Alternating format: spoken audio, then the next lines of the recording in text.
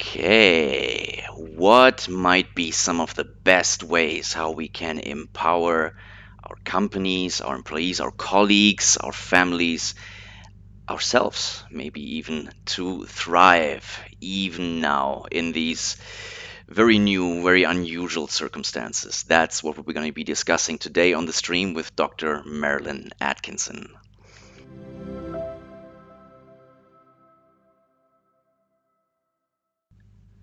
Hello and welcome to this first edition of Erickson Live, everybody. Let me just check. I'm getting a notice that my audio is muted. No, it's not. That's weird. Okay, anyway, so welcome to this first edition of Ericsson Live, everybody. We're so glad that you're here, that you're joining us on YouTube, on Facebook, and on LinkedIn Live. So we have quite an international crowd today. If you want to tell us where you're joining us from, so Marilyn is in Vancouver, I'm in Nairobi, East Africa, Kenya, so it's already a nice international affair. Join in. Where are you joining us from? You can post in the chat on YouTube. If you go out of the full screen window, the chat is on your right. In Facebook, if you just comment on the post that you're watching this in, it will show up for me. And on LinkedIn, there is a special chat there as well. So, with all of that being said, let me introduce Dr. Marilyn Atkinson. And bear with me, this is quite an introduction because she has quite a few accolades. Um, so Marilyn Atkinson is the founder of Erickson Coaching International and the originator of a well-known, comprehensive, solution-focused, and outcome-oriented coaching model. Her model has actively contributed to the emergence and expansion of solution-focused psychology and the development of meta-program analysis for effective hiring and managerial approaches worldwide. As an industrial psychologist, she has honed solution-focused methods for multiple kinds of corporate engagements, making the tools effective and easy for managers to use. Marilyn has been a dedicated follower of Milton Erickson for decades and gave his name to Erickson Coaching International. Since founding Erickson in 1980, she has developed many highly effective and specialized coach training programs, including the ICF accredited The Art and Science of Coaching. And those are being taught currently in more than 114 locations worldwide. As a former registered organizational psychologist in Canada, Marilyn is also an NLP, Neuro-Linguistic Programming Master Trainer and specialist in Ericksonian communication. Over the last 40 years, she has developed several formal business coach training programs to leading global companies and leaders through solution-focused and outcome-oriented coaching transformations. Marilyn has written and co-authored 8 books, including The Art and Science of Coaching Trilogy, Inner Dynamics of Coaching, Step-by-Step Coaching, The Flow of Coaching, and my personal favorite, Creating Transformational Metaphors. I read that book almost daily. So after all of that, Marilyn, welcome to the stream. We're so glad to have you here and that you are kicking things off with us.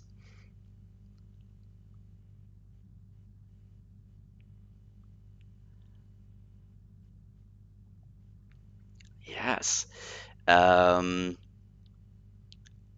Let me just check because I have a feeling you're not showing up on the screen for people right now. And that is something that is puzzling me because I set everything up all day and um, for some reason it's not showing up. Let me just quickly take a look at some of my settings here. So in the meantime, people are telling us where they're from, Maryland, as I'm kind of tinkering with things here. We have Phoenix, Arizona. We have Amman, Jordan. Vienna, Austria. Vancouver, of course. We have a lot of people in Vancouver. Northern Cyprus, Beirut, Sarnia, Ontario, Canada. Belarus, Belgrade. Yes, so it's really a very international affair. Hmm. Marilyn, this is a little bit strange. I'm sorry for that. Um, Let me send you a link, and if you just click on the link, we'll get you on the show that way, okay? We'll have to go to Plan B. Um, hmm. Okay, here we go. Here's the link. Just bear with me, everybody. Everybody, as you are bearing with me, please put in the chat this month, this February, is all under the auspices of building resilience. So, if you will, just put in the chat what resilience means to you. What does resilience mean to you, and what are you looking to get out of today's stream once we have Marilyn on here? Let's get a bit of your expectations so that we can speak to that specifically once we get going here. So, what does resilience mean to you? And there, Marilyn, you have the link. So if you click on that, I'll be able to get you here.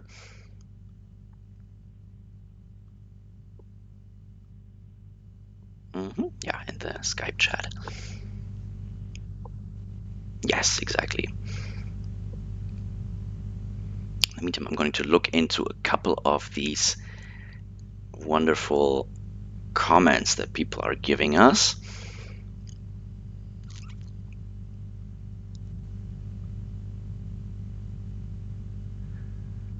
Okay, so Carmen Lee is saying that to her, resilience means to stay calm and positive in challenging times as we have them right now.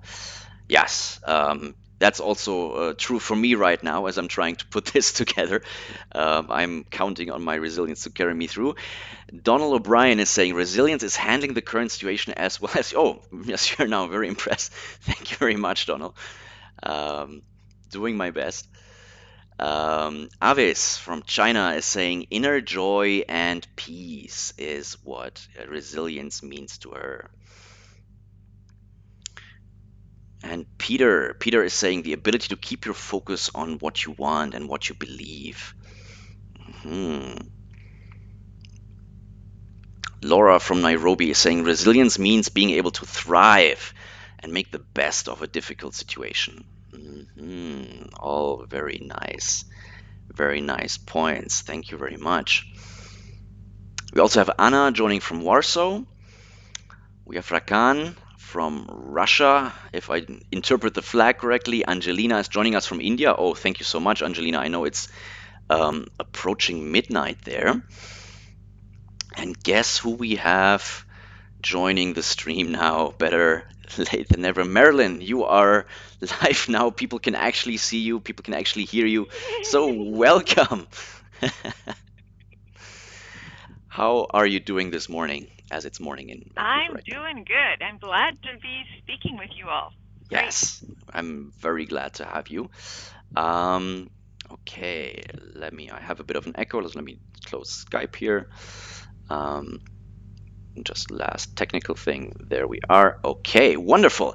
Okay, Marilyn. So we already got a taste of what the live stream format can do. Nancy is saying, welcome, Marilyn. So the audience is welcoming you as well.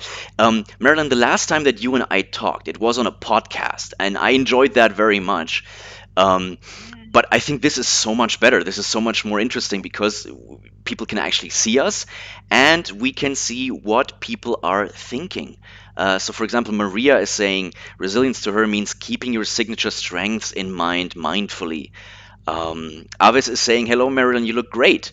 So there's all kinds of compliments going on and positive, comments. So, uh, what are you looking most forward to on this stream, Marilyn? Well, you got me so excited when you mentioned all the people from all these different countries. I love connecting and I love seeing people interconnect.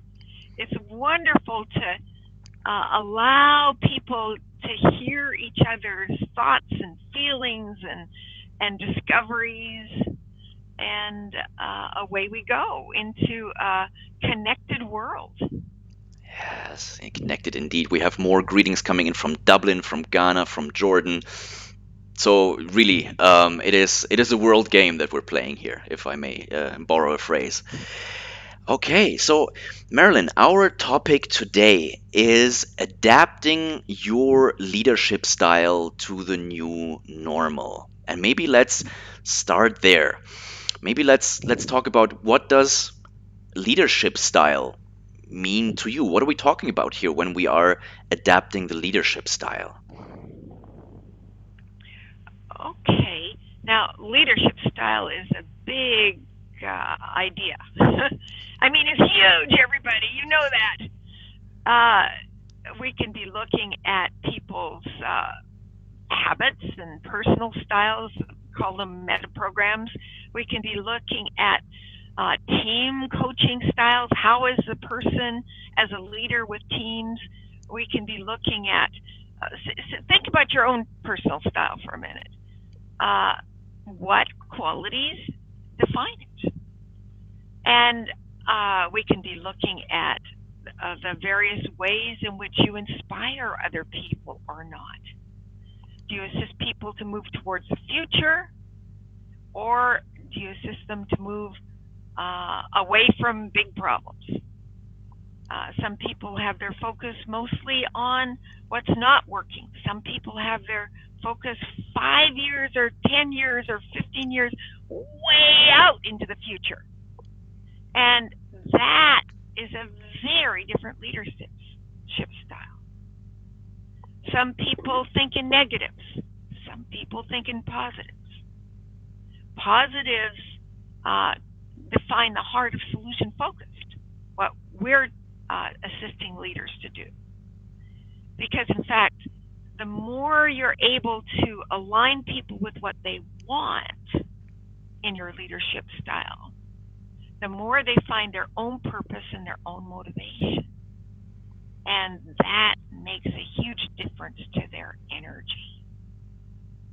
So I'm always checking, do people know how to be solution focused? Because it's an easy realignment. It takes a little coaching practice. It takes learning how to work with open-ended questions. Erickson is very good at assisting people to really get these habits in place and do it quite quickly. So your whole thinking style alters to become, if you like, the style that connects to others and to your own creativity. Hmm. So if So, I yes, go ahead. Yeah, so if I interpret that correctly, you're talking about that leadership style. I'm getting two components from what you're saying. One of it is the inner style of how do I think about things, how do I approach things, and how do I lead in being a certain way that I am. And another one is how do I impact the other people? How do I impact their energy with my energy? What am I putting their attention on, and how am I having them approach challenges, or how am I framing how what we're up against, so to say. Is that fair? Fair enough. Yeah. See, to be a leader, we work through other people. Uh, we stop doing whatever we're good at and we pass the ball. And other people pick up that ball. But they need our direction and our assistance. We become, with practice, the best leaders become, in my opinion, servant leaders. And a servant leader is someone who's assisting others to become leaders.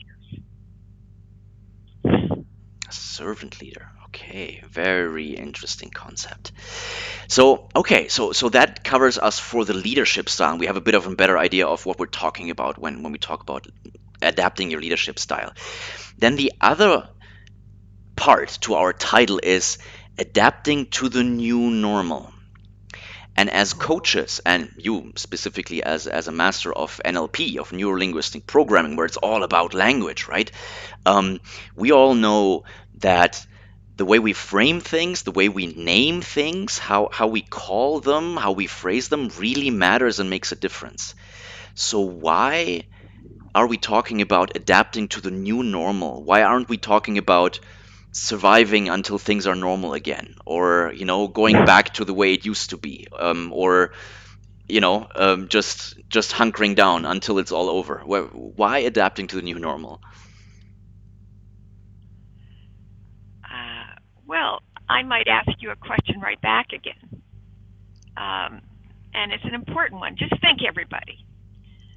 When you look at the future coming up, do you think that it will likely be the same as before? Maybe you think it's going to be even easier. We're constantly building new technology, etc. Or do you think it's going to be more difficult? Um, Find your own answer here, your own inner pull, because how you design your thoughts about what the world is going to be is how you design your thoughts about who you're going to be. And we begin to adapt to that almost as immediately as we get visions, as we get pictures.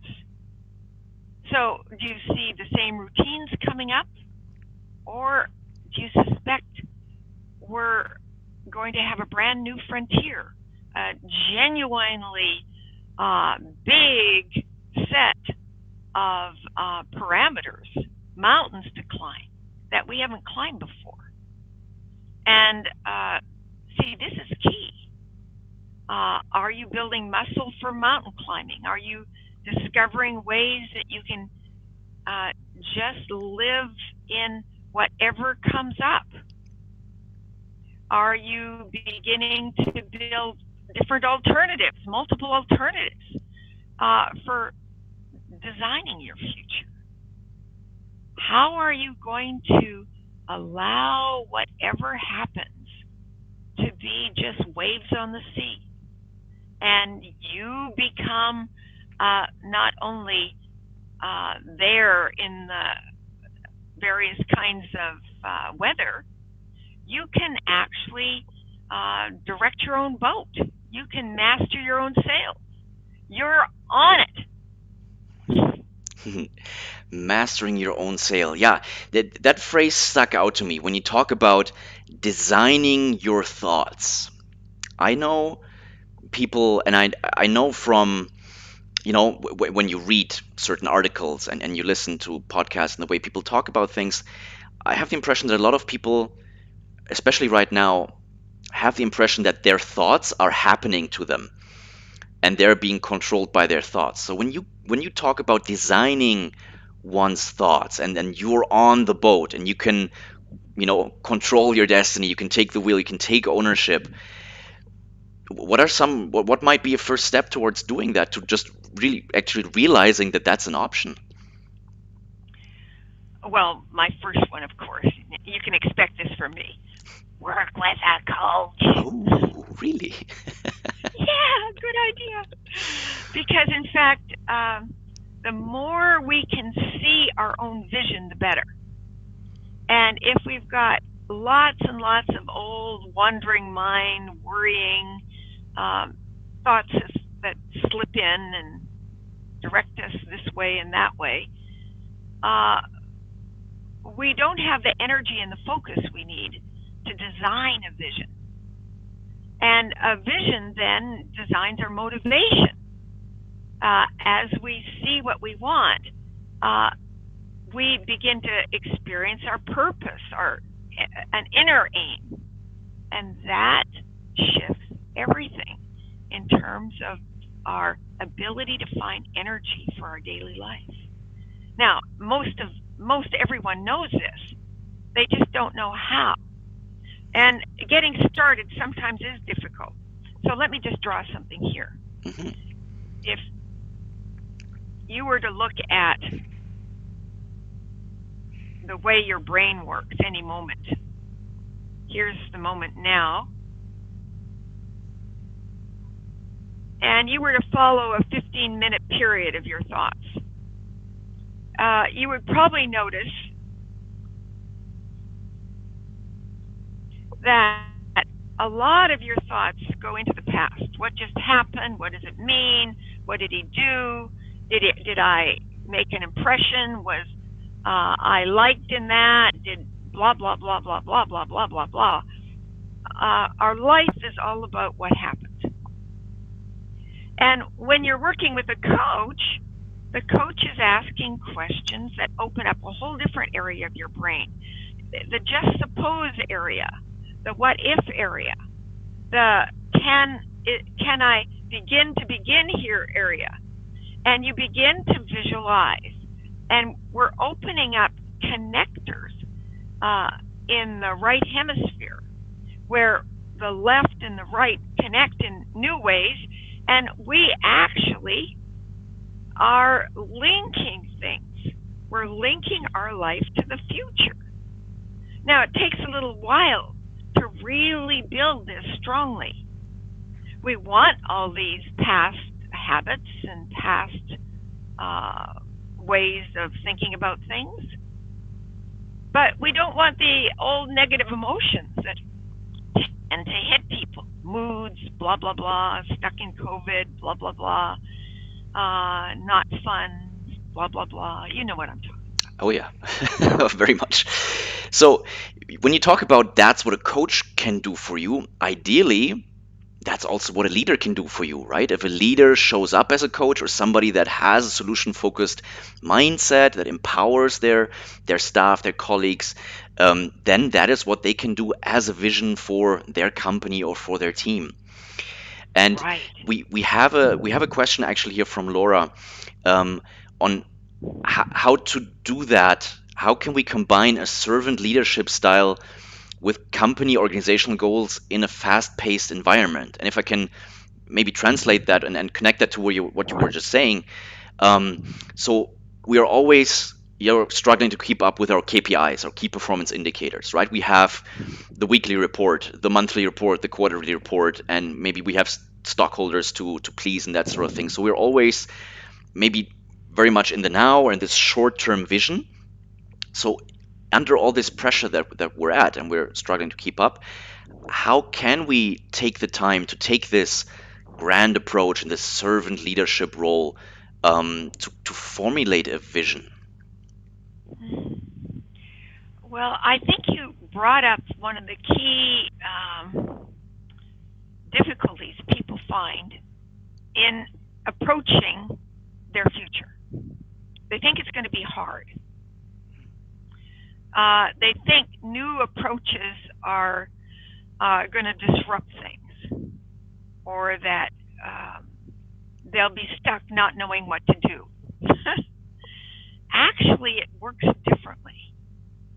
What happens is that in periods of disruption, people learn new habits. How many of you have learned some new habits during COVID? I'm sure you have. I certainly have. I've learned a bunch of them. Yeah, Put it yeah. in the chat. If what new habits have you learned? Let's hear about it. Yeah, yeah. And they snuck in there. And that's what happens when you learn solution-focused coaching. Solution-focused coaching is the fast route. The old way of doing things was a slow route, frankly. If you were, problem-focused, trying to get this done and working and finding, difficult people to work with, as you become solution-focused, hey, you become much more team-oriented. And you know how to genuinely not only serve those teams, but support those teams. You begin to become a team coach. And that shifts the mind and habit system of everyone around you. They start to work with you much better, much more enjoyment with everybody around. So it becomes, I'll say the word, easy, much easier. Easy. Wow, that's almost. It feels. I don't know how to express this, but to allow oneself to think that the future might be easy, that anything these days might be easy, might be a bit of a leap for some people. Oh, well, I'm not saying everything's going to be easy. I think right now if you had me answer that poll, I think we're moving into more and more difficult times.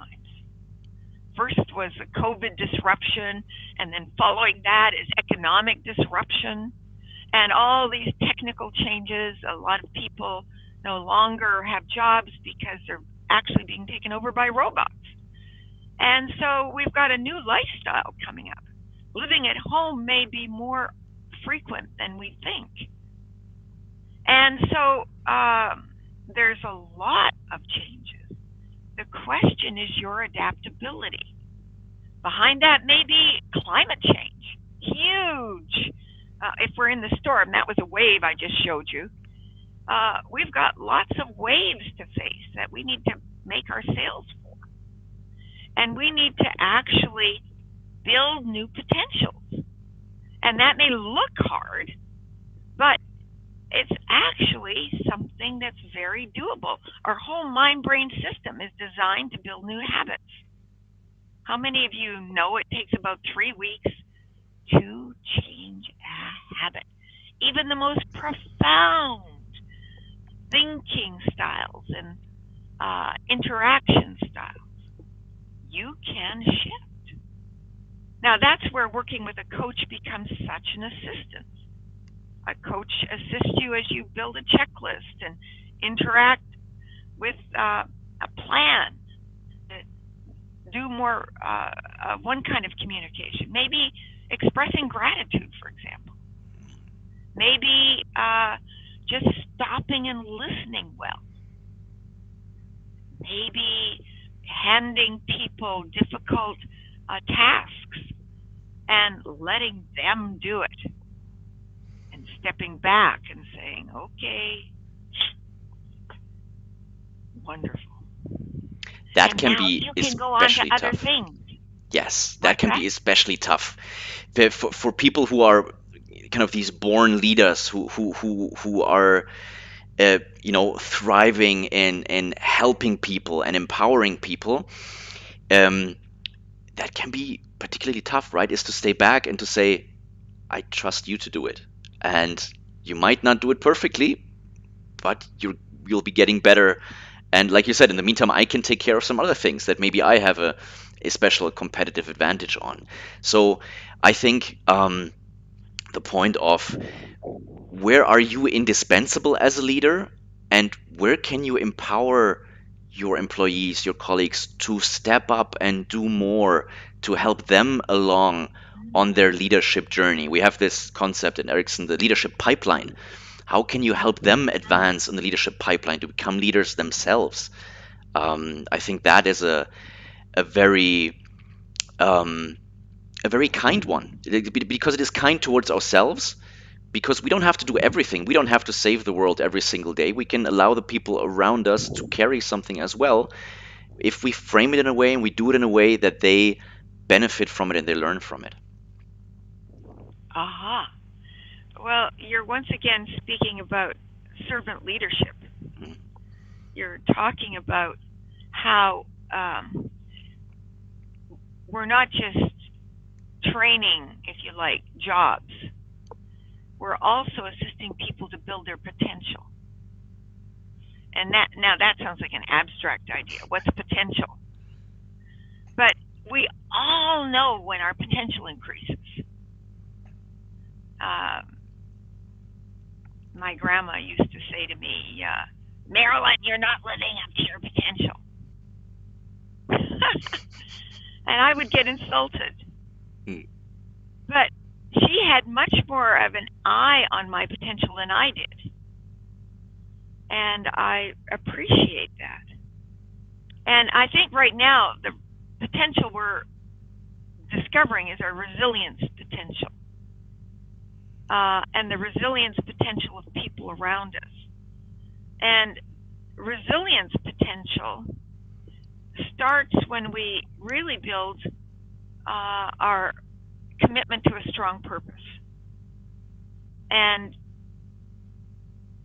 a leader can focus on that purpose and inspire people around them with that purpose and work with others as they build their potential to really find the next step with that purpose.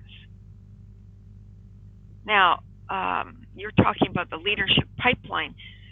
What people probably don't know what that means, but if this was a project here, let's just get another marker. See, the first thing we're doing, we have a history of people from the past. By the way, Libby is saying, I can't imagine Marilyn not reaching her potential. Well, I can. See, I can measure it. Every day you can measure it. Am I living up to my potential? Libby, ask yourself, where on the scale from 1 to 10 are you today with your potential? And then ask yourself, how can I raise it 5 points more? 5 points. Oh, well, you could even go 1 point higher.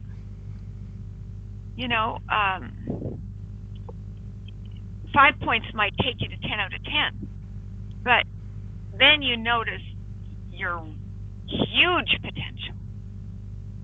But how can you right now start? How can you make one small step to start? Now, solution-focused coaching is always useful for doing that, because frequently our attention is everywhere else but on what we need to do for our own self-development. And those often are very small things. I sometimes call them trim tab items, the rudder on the rudder. Do you know what a trim tab is? I have to admit, I don't. Okay, well, let me tell you a story. If you were driving the Queen Mary right now with your wheel. Big cruise ship, for everybody who doesn't know. A huge, huge cruise ship. The biggest. And suddenly in front of you, you see an iceberg. It's a mile away.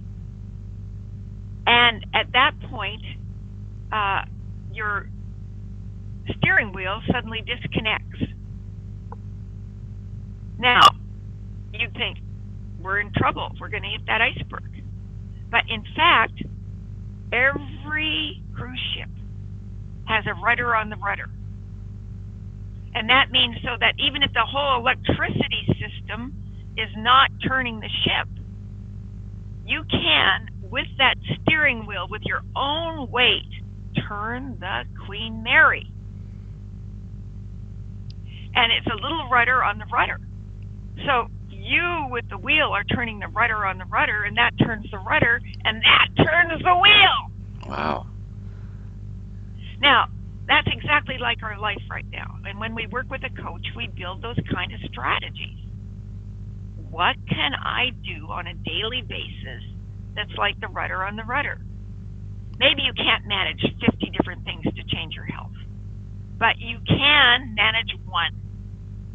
But that one begins to remind you of the other things, and suddenly they come into your busy day, and you find room for that exercise and room for that doing the stretches while you make tea or whatever it is. It's amazing how it works. The rudder on the rudder allows you to change habits that before were running your brain and often running your moods. So that's what working with a solution-focused coach is all about. It's finding those tipping point habits that genuinely shift your leadership potential right on the spot. Maybe they're interactive ones. Maybe you're reminding yourself to connect with different people that you don't normally connect with. And you're extremely busy. How do you do that? But you have a tipping point habit. And in the team meeting, in the larger meetings, you take a moment and connect. Yeah. So Do you if understand? yeah, I think so. So there, a lot of things are coming up for me as always when you tell a story. Just everything goes, phew, phew, phew. And so one thing that's coming up for me. So in a way, and there's always I always want to be careful to not, frame this in a cliche or arrogant way or something like that.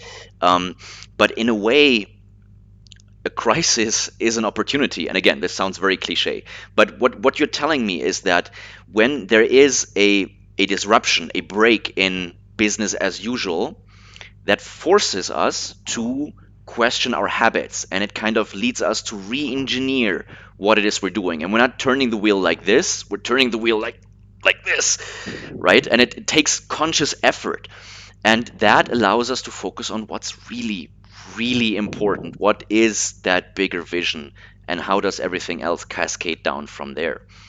So I think that is a big opportunity. So I remember breweries all of a sudden fabricating, not fabricating, producing hand sanitizer, right? Because we both have alcohol, so they have the kind of the machinery for that, and just showing up differently maybe, but still fulfilling a mission, still fulfilling a vision, but being more flexible, more adaptable in how to get there. That's what's coming up for me as you're telling the story. Yay. Uh, well, that's very similar to what we were talking about earlier with the leadership pipeline, because it's not necessarily easy to become a leader if you've had various, call them old habits in your life, gremlins, fear of upsetting people, don't tip the boat, different kinds of ways that you've uh, basically been affected by other people's thoughts or moods or whatever. Maybe you've once upon a time developed fear of failure. Lots of people do. In fact, huge numbers do. So uh, when we look at politics, we see politicians who are afraid of upsetting people or afraid of failure and all these stories that people get caught in. I have to, I must, I should. Fear of conflict is another big one. So the thing is to notice what you want. It's not put attention on what's not working, but who might you become? So with the leadership pipeline, the first step is getting in touch with what you do well and what you don't do well. And assisting your employees in the same way. What are they doing well? What might they do better? And sometimes, as a leadership uh, coach, you build a wheel with that person. What areas are they building? And then they go ahead and they start practicing those areas, or they find you as a coach assist them to find that tipping point that allows them to build it into their day so that it gradually gets stronger and stronger.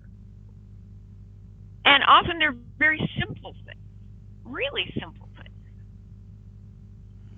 Uh, Ways to use the strategic mind, how to allow uh, the old left brain sameness habits to just sit down while the new exploration habits start to take precedence, where you ask some questions about what you want. You just don't do what you've always been told. You ask, whoa, what else might help here? What else might make a difference here? And you work with a coach or you work with a team and you begin to build that. So that's the next step. And that, see, And the third step before is before you coaching. go to the third step, Marilyn, just one comment from a user named Creativity Magic, and I love that name. Um, um, she says, "I like that getting in touch with what you do well and what you do not." I just wanted to call out that we want to be really super precise with the wording here, right?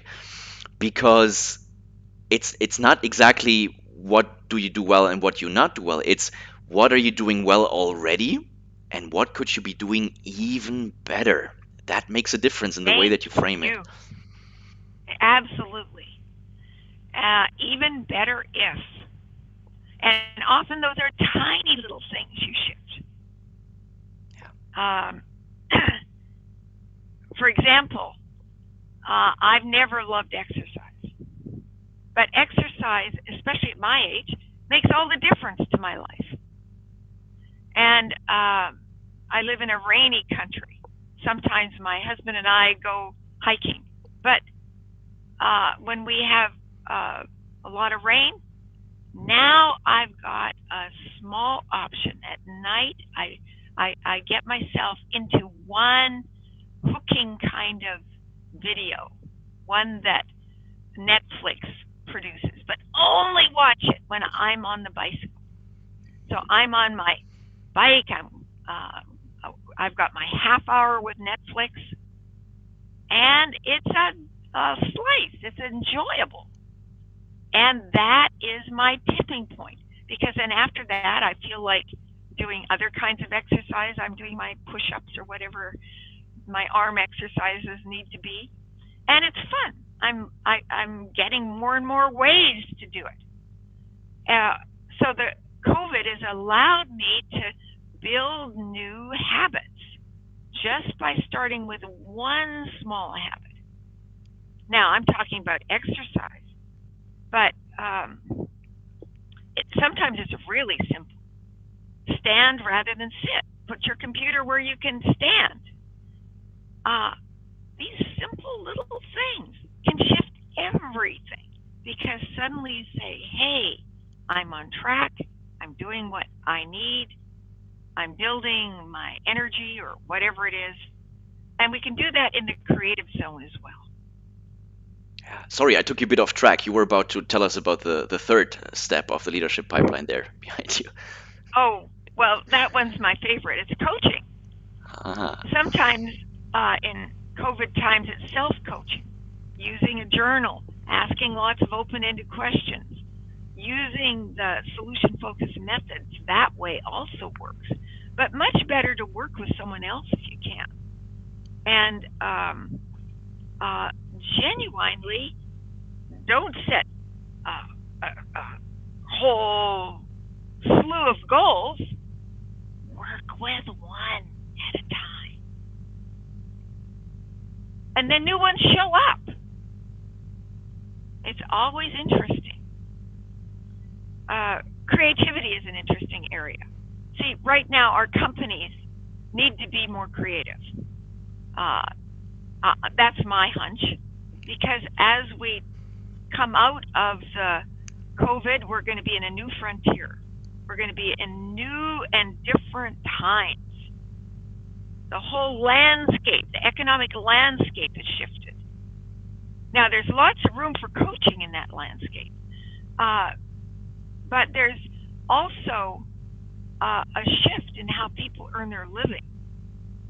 And so one of the things that's really important is that we as companies, and I run an organization, not just focus on our bread and butter products and services, the same old, because the landscape of everything is shifting around us. It's not the same. So that's sometimes a way of just staying with, okay, we can get it going again.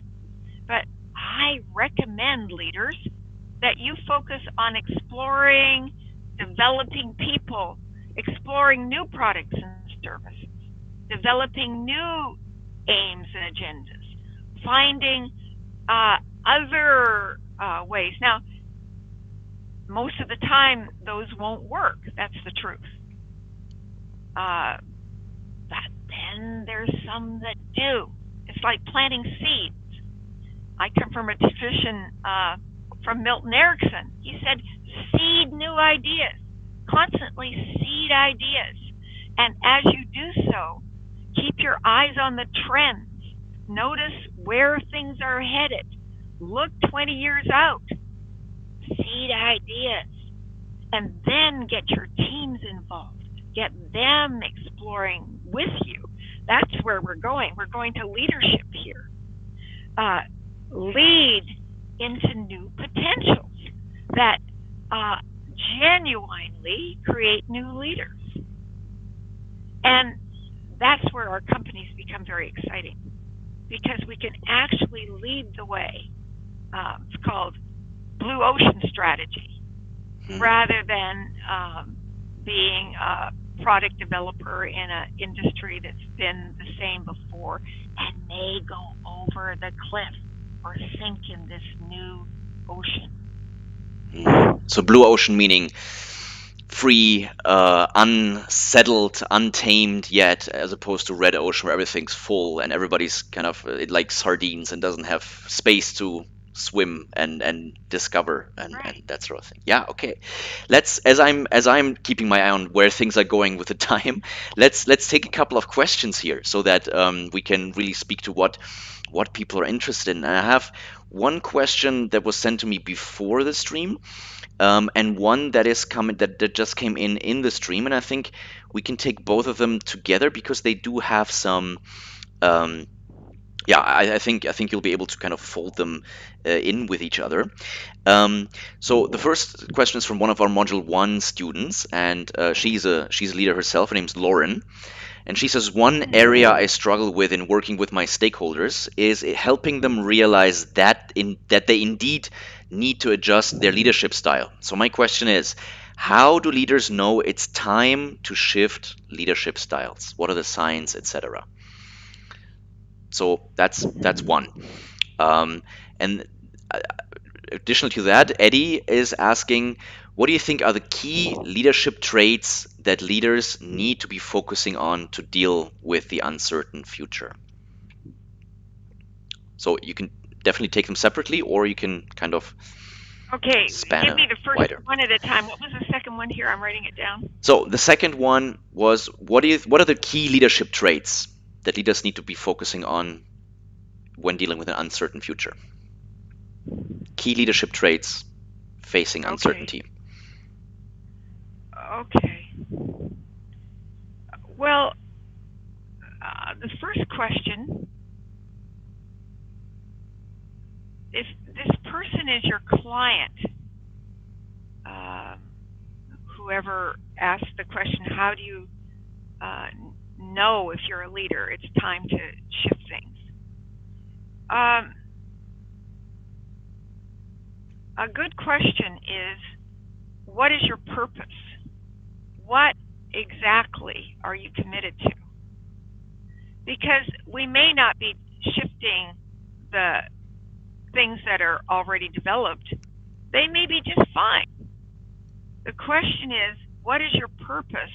And are there ways of developing new interactions, new products, new customers, uh, a whole varied set of potentials that you haven't looked at yet? Now, a lot of people don't know how to look at potentials. They'd much rather stay with keeping things normalized. That's our habit system. We wake up in the morning and we build our habits around, what do I do now? How am I going to do it? And where and when is the result? But I'm inviting people to think about, instead, why is this important to me? That's what purpose questions are all about. What do I want to do with this one wild and wonderful life? Who am I becoming? Who could I become in this new frontier? That might be fun. That might be interesting. That might be worth my time, even if it's something simple. Simple things. How many of you develop new things at home? My husband and I can't go dancing anymore, so we turn on the music and dance in the kitchen, put on Mick Jagger, at 9 o'clock at night, and really go for it. And that's it makes us laugh. It's like nobody's going to hold us down. We've got an opportunity here just to develop new habits. And it's like standing rather than sitting. You know, they can be the simplest thing, but they bring joy. They genuinely allow us to build our resilience potential because we're saying, I'm not being stuck with the same old, same old.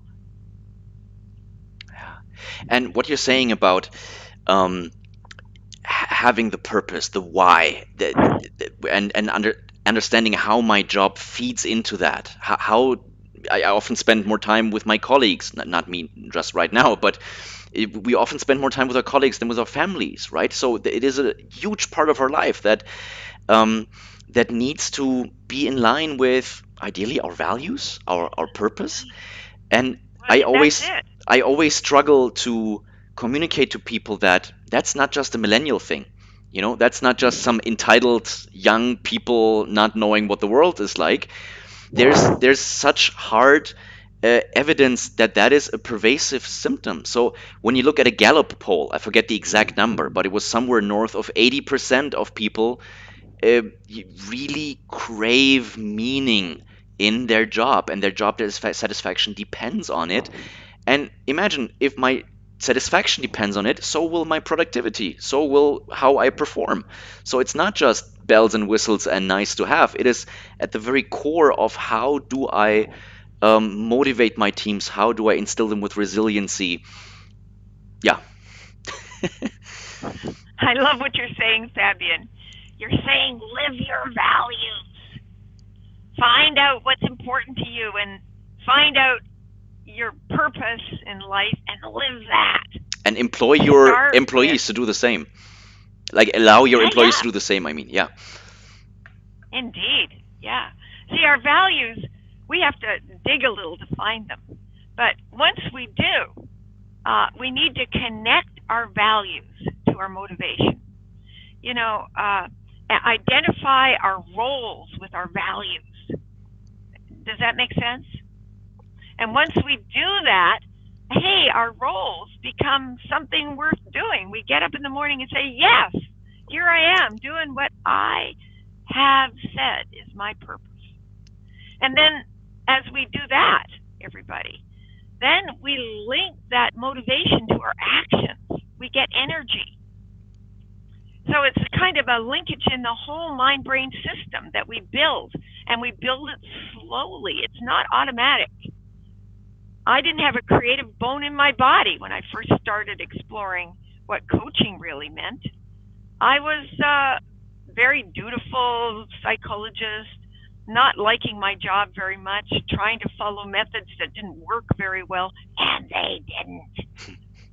And I was very lucky. I met and got in touch with the work of Milton Erickson.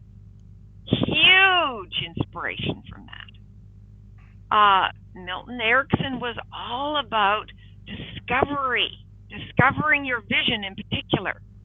Erickson Coaching has 6 different ways that we assist people to build vision, and vision lights up the whole program so that you're discovering all sorts of ways to use your mind and your thought system like never before.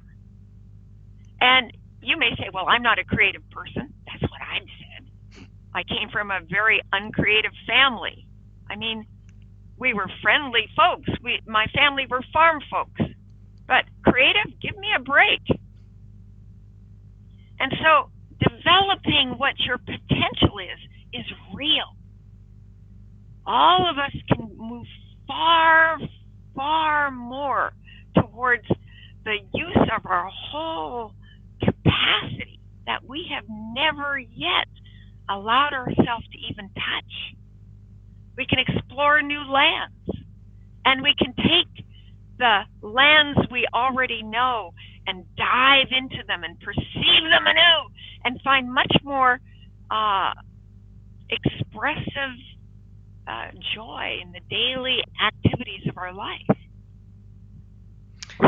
Yeah, I feel that that is something that when we talk about business and we talk about leadership then we talk about creativity and we talk about joy and we talk about values, that can seem at first sight a little bit like, but that has nothing to do with it, right? Like, I need my results.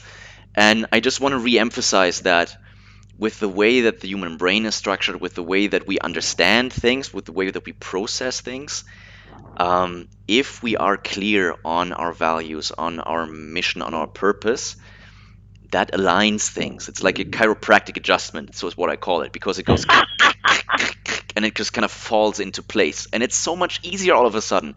And that pain that you had and you didn't even realize that you had it, all of a sudden it's gone. And you can work a lot easier and you come up with amazing things. So I just appreciate building the bridge there. If you like consider yourself a hard-nosed businessman and I need the results, yes, you need exactly what we're talking about is you need to show up as a leader who allows people to fulfill their purpose, to find out what their purpose is, to maybe give them a purpose. Um, and that will turbocharge the results. beautiful. Yeah. Yeah. I recommend if you're a leader, first start with coaching itself, build the habit system, and then move to team coaching and watch everybody around you start to shift their abilities, because that's what team coaching does, and it does it fast. Solution focused team coaching allows teams to get charged. I love your analogy of doing a spinal shift and having everything get aligned, because it works. We want that alignment. We're built for it. Human beings are designed to be happy, and we work a lot better when we're happy. It's the way that life is meant to be, and we've got a brain designed to be happy. It's just that the culture around us constantly needs our attention. Culture is the bedrock of our habits, and it's not that it's bad. It's just it's like going out into a field and finding that over the winter the ground has gotten hard. We need to keep digging in there, moving things around a little bit, and we can grow lots and lots of new potential. Wow, that is a big, big statement and a big shift. Humans are designed to be happy. That goes against a lot of what we're bombarded with every day. Baha was talking about that a little bit. Humans are designed to be happy. I think that's an amazing sentiment to kind of approach the landing on. Um, Everybody, as we are kind of approaching the top of the hour here, what are you taking away from this stream? What stood out to you? What do you want to adapt? What might you want to be doing differently? What do you want to try? What new habit do you want to create? Put it in the chat. And Marilyn, while people are putting in their chat what they have created for themselves today and what they want to create going forward, what might be one aspect that you want to leave people with that we didn't get to talk about yet? Very good question. Uh, I think it would be to find your inner self trust. See, this needs to start with a place where you say, I'm worth it. And it needs to start with yourself. Now, it's one thing to look at your company and engineering results there, but to start with yourself and say, this is my one opportunity. This lifetime is such an important one to make a difference both to myself and others. And when you look out, see the people around you who you can touch. But start with yourself and trust yourself. And then you start to do it. There you have it. Start with yourself. Laura is also saying starting big change by taking small steps daily. So start inward, move outward, throw that pebble in the pond, and see the rings going. Tiny. Yes, and see it going outwards and touching so many people. Whoa, I like the rings. Yeah. Marilyn, thank you so much. I think we threw a beautiful pebble into the pond, into an even more beautiful pond today. And thank you everybody for being with us. Um, yeah, if you find this sort of thing useful, this streaming format, if you like it, please give it a like on YouTube, on Facebook, share it with somebody who might benefit from it. Um, we'll be posting some snippets of this all over social media soon. We'll be making this a weekly thing. So come back next week at the same time, at the same channel, 10 a.m. Pacific time. On YouTube, Facebook, and hopefully LinkedIn. That doesn't seem to have worked today. But yeah, so this month is all about building resilience. So we talked about building resilience in teams and organizations with leadership today. Next week, we're going to be talking about trauma informed coaching and how to help trauma patients, clients build resilience.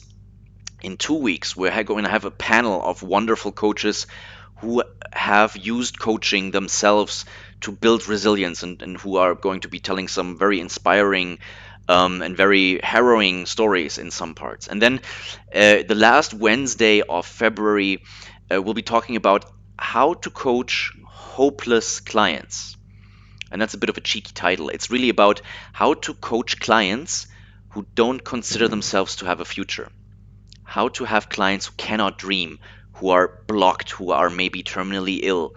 So it's a very profound, very inspiring subject, and Sylvia is a wonderful person to talk to about it. Um, we have wonderful, generous comments. Eddie, Maria, Idil, Carmelie, Jenny are all saying thank you, Marilyn, for being with us and for sharing this concept of the vision with us. So um, yeah, um, any any final words that you want to leave people with? Well, it's a slice. I've enjoyed myself thoroughly here in this conversation, Fabian. I look forward to more. I think it's a very good idea. And I want to just encourage people, throw the ball to you, build your resilience, and have fun doing so. Yes, have fun. Exactly. Thank you, Marilyn, and talk to you soon. Thank you. Okay. Okay.